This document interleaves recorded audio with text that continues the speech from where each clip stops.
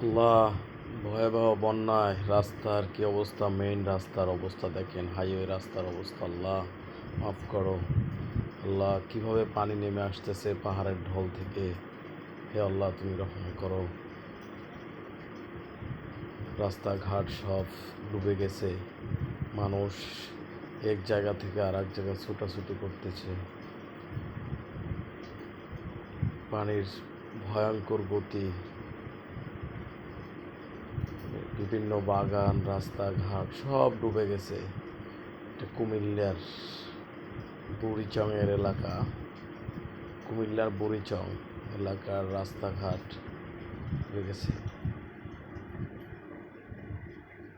মানুষ নিরাপদ স্থানে চলে যাচ্ছে। তাই আমাদের যার যার সামর্থ্য অনুযায়ী সাহায্য করা উচিত।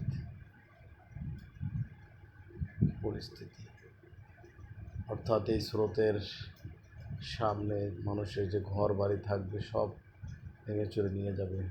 একটা ব্রাক অফিসের চারিদিকে পানিতে টইটম্বুর হয়ে গেছে। বুড়িচং ব্রাক অফিস।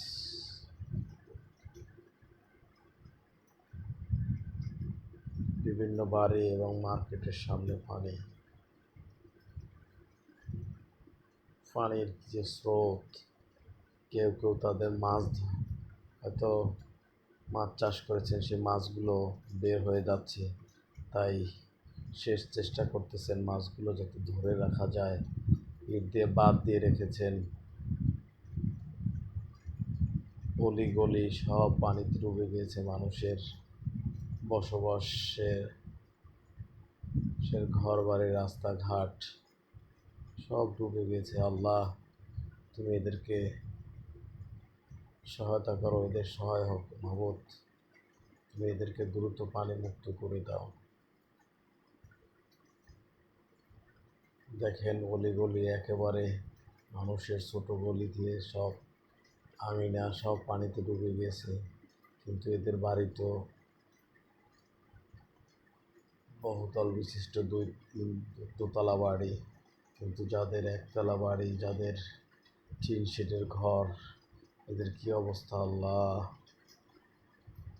এদের পরিস্থিতি কি হবে মাবুদ জানে। আল্লাহ, কোথাও কোনো ফাঁকা নেই, সব রাস্তা ডুবে গেছে। মানুষের চলাচল করা সব রাস্তা ডুবে গিয়েছে। আল্লাহ, হাইওয়ে রাস্তা দেখেন, হাইওয়ে রাস্তার কি ভয়াবহ অবস্থা!